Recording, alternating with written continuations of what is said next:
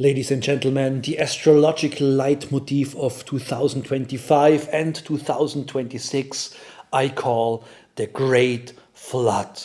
All our old-fashioned and outdated, obsolete structures and organizations, everything that gave us security in the old Earth age but is not appropriate anymore for the new air age, will be washed away, will be cleansed, will be purged from our globe. And after the release, I received quite some feedback of you. Thank you so much for it. And one part of the feedback was quite enthusiastic.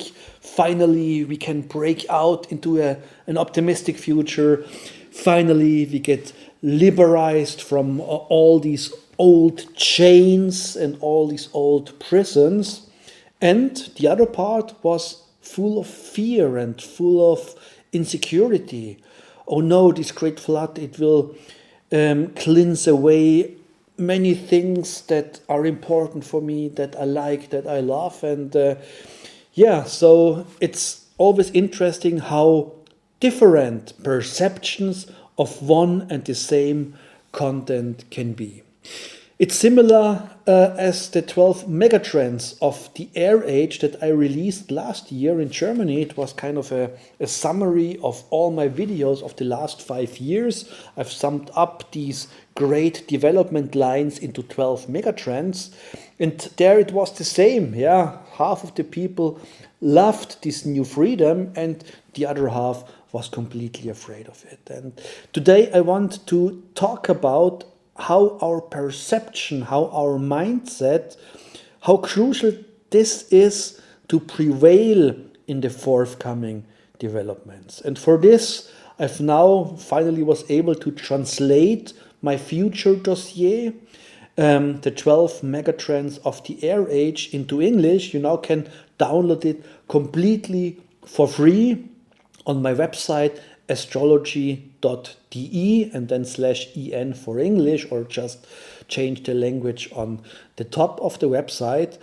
And when you look at these 12 megatrends, it's kind of these hidden face pictures, these flip-flop pictures. Here is one of the most famous ones. You look into it and you see an old woman, and suddenly this picture flips, and then you see a young woman in the same picture. Of course, these pictures also exist with men or with animals or with any other kind.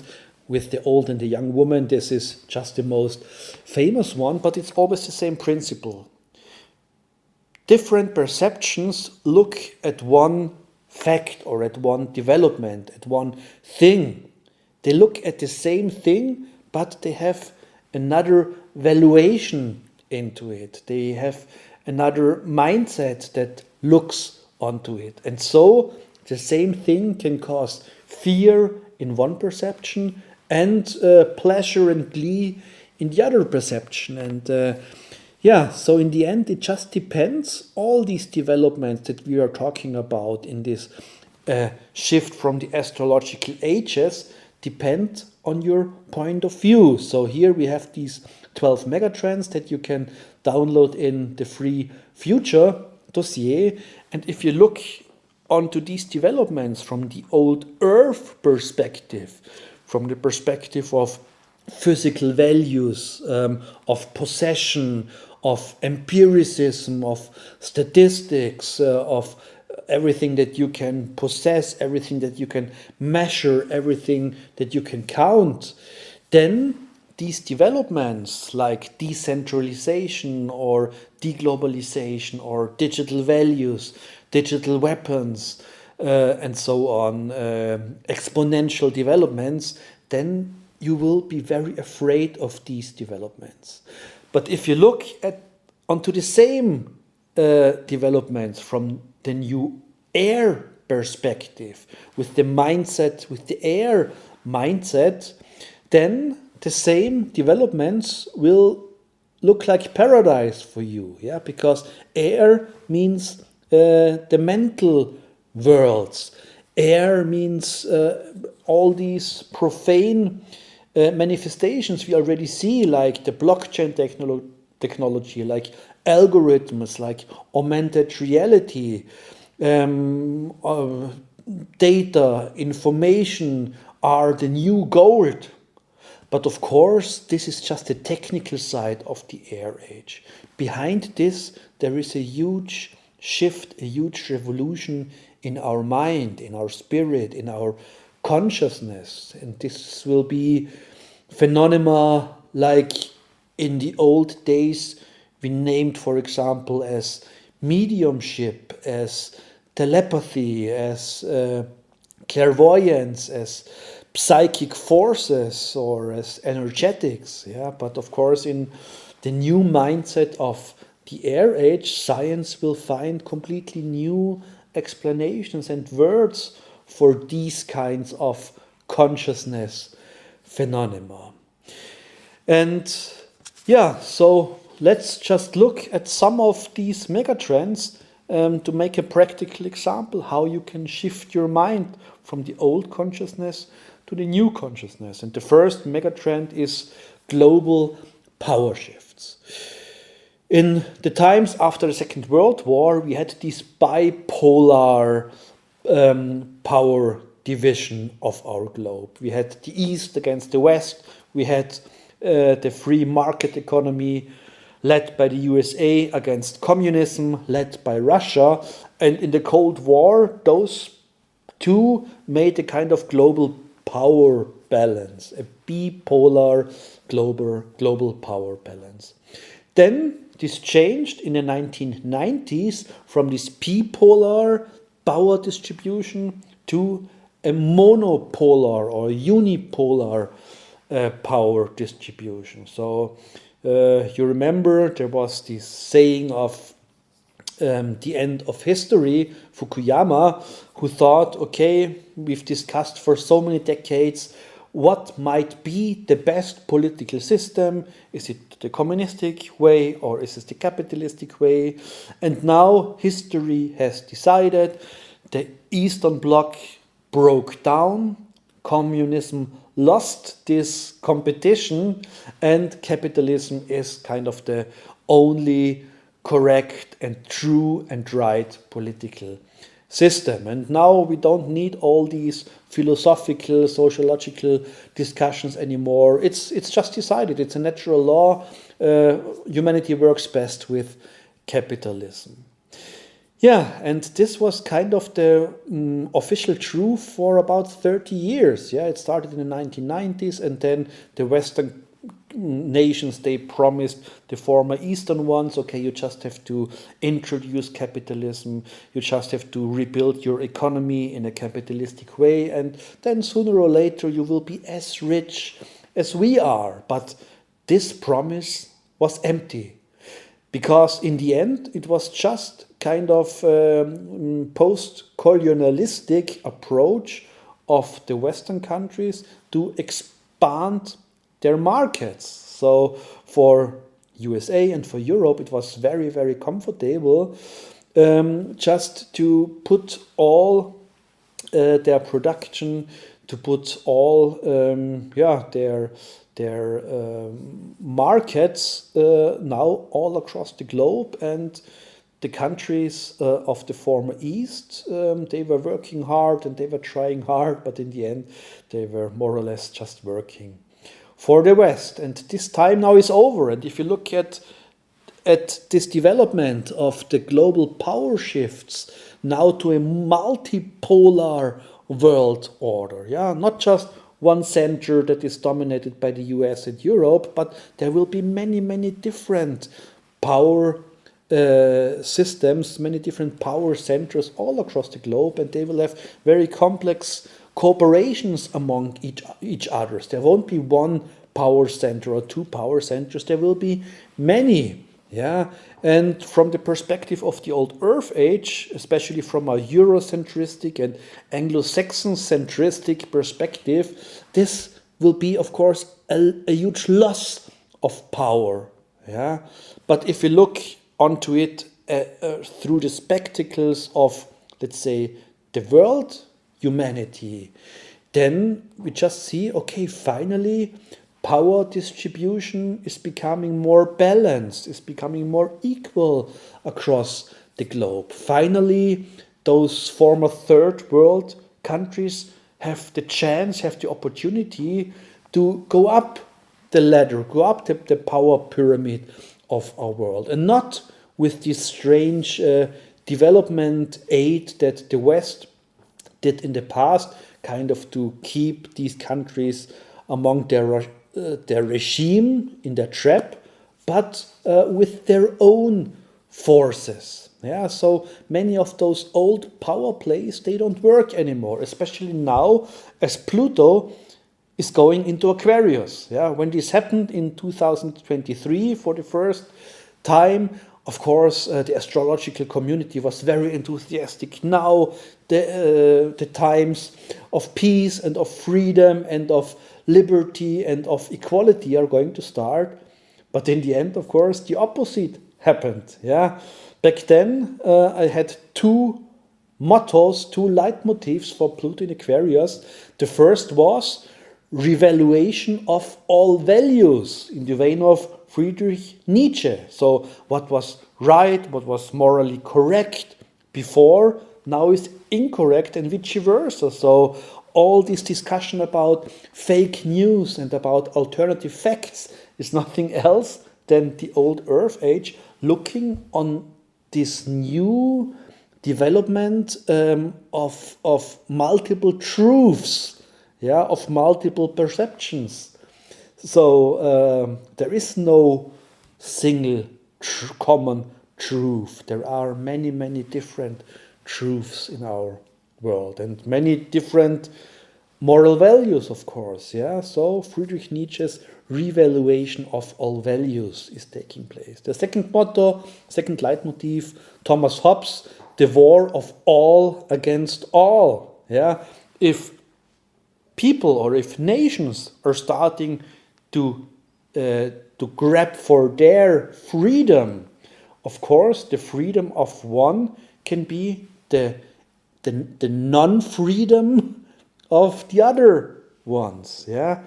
For example, I mean, there is a great Austrian songmaker, Georg Kreisler, and he had a song, "My freedom is much more important than your freedom." And yeah, it's like if your neighbor who lives upstairs is discovering his own freedom and he wants to express himself by starting to practice river dance, then for him it might be a huge liberation and yeah, a huge outbreak of freedom. But for you who lives below and always has this noise and this trampling over his head, it might be complete in-freedom, non-freedom, anti-freedom. Yeah, and this is the principle of Pluto in Aquarius. Yeah, so it's not just one big freedom for all of us. It's basically a real power struggle. Who defines the new values of the Earth Age? Who manages to establish his own freedom over the freedom of others? But don't be afraid, this will just be the first steps to splitter us up into this multidimensionality of the air age. Because on midterm, this war all against all will transform into cooperation, everybody with everybody. So, and because in the end, people will see, okay, competition might be fruitful, but not if we fight against each other, but if we want to get the best out of our talents, the best out of our own resources. And this is how these global power shifts will lead us on mid and on long term. So a huge liberation of humanity, if you see it on the global perspective, out of the perception of the new air age. Then next megatrend, deglobalization. Yeah, now with all these new frontiers, all these new power struggles coming up, especially after the Ukraine war with Russia, now all these global streams of raw materials, of commodities, of labor forces, they don't expand anymore, but they kind of get back. Yeah, we see new duties and new barriers for international trade. Yeah, so this great narrative of globalization somehow seems to be over. Yeah, from the perspective of the old Earth Age, we just see, oh no, now we cannot earn so easy money anymore. I mean, many US and many European companies, they just put their factories into Asian countries, and there they got cheap commodities, cheap raw materials, cheap labor forces. They built our products, and then we could sell it all across the world, and Europeans were just sitting in their offices, and Americans were just sitting in their offices counting money. But this old business model from the Earth Age doesn't work anymore. Yeah. And even if you didn't want to participate in this nasty game as a company, you didn't have any other chance back then, yeah, because everybody was going global, everybody was producing with cheap materials, cheap labor forces from poorer countries, and if you as one single company wanted to prevail and said, no, I want to leave my production here in my home country, the price competition was so hard that you could not survive this. And now, from the perspective of the Air Age, finally we are forced to find alternatives. Because, I mean, made in Germany or made in the USA as labels were just hollow and false marketing illusions for decades already. It's sufficient to produce everything in China and then in the end make the price much higher, do some alibi production step in the end, and then you can put made in Germany or made in the USA onto the product. Yeah, it was just a lie, it was just a big illusion. And now we finally can return to our strengths. We can go into our own reflection. Yeah, we can finally get creative again. We can build a new economy out of our own forces and not out of the exploitation of other countries. Yeah, of course, this will be more complicated. This will be more multifaceted. You cannot just have then one cooperation partner, or especially in logistics, one partner for sourcing of raw materials or other production steps. You need multiple sources. Yeah? In the old Earth Age, this would have been extremely difficult and complicated, but now in the new Air Age, with all these new technologies, with all these planning algorithms, yeah, with artificial intelligence, it is possible. Yeah? We just have to use it. And if you go to new technologies, new air technologies, one interesting approach is Industry 4.0. This means an industrial production fully automated with the help of robots, with the help of algorithms, with the help of intelligent programs. And so you can produce with the low costs of a fully automatized factory, but you can really completely individualize these products. Yeah, and so you don't need the cheap labor forces from foreign countries anymore. You also don't necessarily need those cheap raw materials anymore, because with this intelligent production you can save much more resources. And in the past 20 years, Industry 4.0 was kind of a great buzzword, and everybody said we are doing we want to do Industry 4.0, but in the end there was no pressure to really implement it. Now, with this deglobalization megatrend, we finally are forced to do this, and so this is a huge chance for technological development. It reminds me a bit on the year 1815, 1816 and following years, Back then, we had this huge volcano explosion in Tambora, and this clouded the whole northern hemisphere with smoke. And by this, we had then the year without summer, we had frost until July, we had a mass dying, a mass holocaust of animals and also of people. And yeah, I mean, there were these very strange and odd inventions like the railway and the steam engine. And in Germany, there was this Freiherr von Drais who had this strange vehicle, the Draisine. And nobody took this for serious. But after all these animals have died, after you didn't have enough horses for transport anymore, people were forced to build railways. People were forced to develop further steam engines. Were forced then also to develop further this Draisine into the bicycle. Yeah, and so this catastrophe.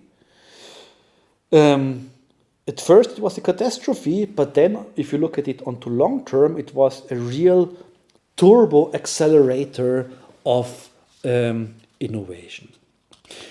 Another megatrend, the Structocracies. Yeah, Structocracy means it's a new power system, a new way of government, but you don't have this governmental power with violence or with weapons or by, don't know, any, for example, monarchic structure. No, the structures themselves spread the power.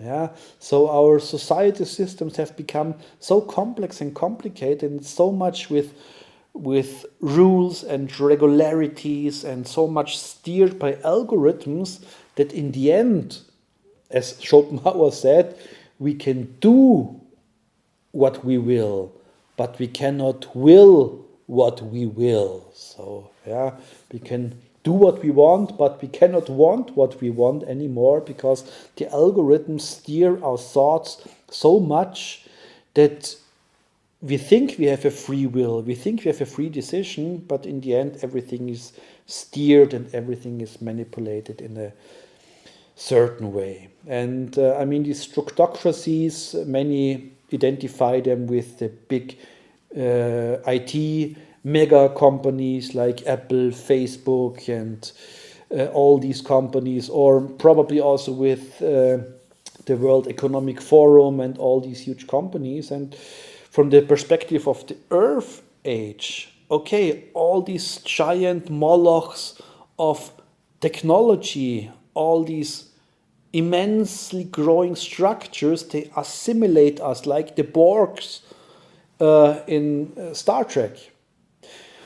From the perspective of the Air Age, instead, all these big algorithm machines, they are just tools, they are just our servants to realize our creative ideas. And so they liberalize us from the toil of boring standard and routine work, and they give us the freedom to make mind work and creative work instead.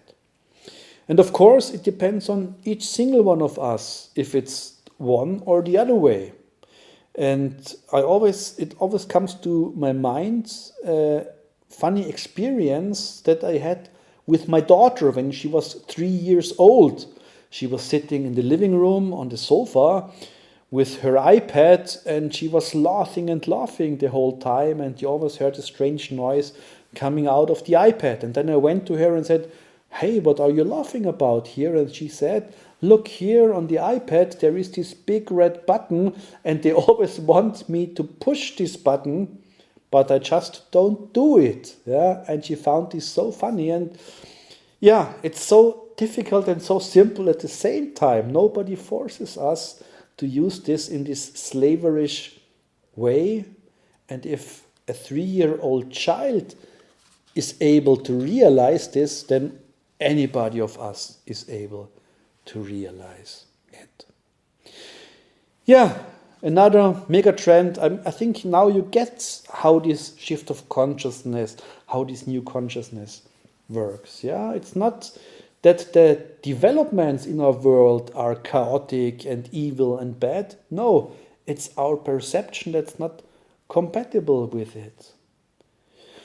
Yeah, and as a last example, one mega trend that hardly anybody in futures studies is aware of, I call it the demoralization of the labor market. Yeah, now after Corona, during Corona, many people for the very first time in their lives had the opportunity for weeks and for months to sit at home and to spend thoughts on their lives. What am I doing here? Am I in the right job? Is it really the thing I want in my life? And so many really got a huge crisis. Yeah, it didn't make any sense, any meaning at all anymore. So many stayed in their job, but within they quit it. Yeah, quiet quitting. This was called like 2 years ago. Yeah, and from the perspective of the old Earth age, much is projected onto the young generation, onto the generation Z, yeah, which is the generation with Pluto in Sagittarius, yeah, the adventurers, the wanderers. And the old generation, especially the boomers, located by Pluto in Virgo, an earth sign, they say, oh no, this young generation, they are so lazy and you cannot work with them anymore. The only thing that you want is work-life balance and how they can fruit as much as possible for their personal development. And then, of course, the great fear about artificial intelligence. Is it going to steal, to take away our labor? Am I going to get unemployed? At the other side, then the same people being afraid of these shortage of expert labor, so that both of these topics, developments fit together, hardly anybody is aware of. So from the old Earth age perspective, there is this huge demoralization of the labor market. But from the air perspective, this is just a very crucial development, because if these young people would play along, they just would prolong the suffering and dying of the old systems, of the old Earth age. It's good that they don't play along anymore, that they step out of these old Earth mindsets. So this means that companies with this old Earth mindset, they are going to die, they are going to be cleansed, and those who say, no, people are important for us. They should really be able to realize their talents in our company. They should be able to have a good work-life balance in our companies. Those companies will get stronger and stronger. And this is how the new air mentality is going to get into our economic and business systems. Yeah, so from the air perspective, it's now self-realization, self-fulfillment instead of self-exploitation. It's mind work instead of just stupid paperwork, instead of stupid routines and stupid standard work. It's a relief from all these numbifying and dumbifying labors from the past. But of course, everybody of us is responsible which side to take. Yeah? Are we going to remain in this old Earth mindset? Or even worse, are we going to just use the new air technologies to escape into the virtual circus of online entertainment and social media and so forth? Yeah, I mean, you can spend your days and years into these online worlds without learning anything and without making any personal progress. And I'm afraid this will be like 70 to 80% of people, at least in the beginning. It's like bread and games in the ancient Rome, just a digital version of it. Or will you be one of those 20, 30% that use these new immense possibilities of digitalization, for example, to learn in the shortest period of time new languages, new competencies, new knowledge.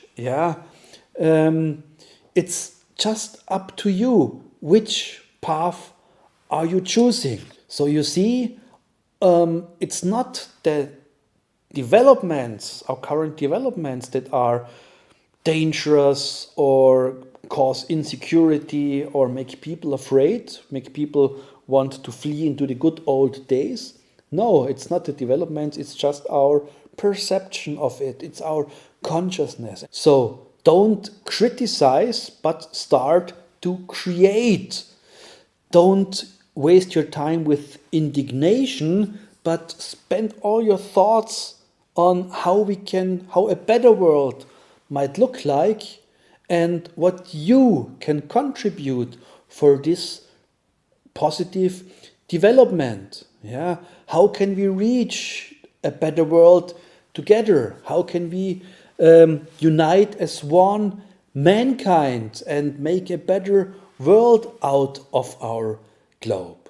So in the end, this great flood is most of all a flood of our collective and personal consciousness. So please spread the word to all your friends and families. Please share this video with everybody you love and like, because together we can really make the new air age a valuable and shining place to live. All the best and thank you so much.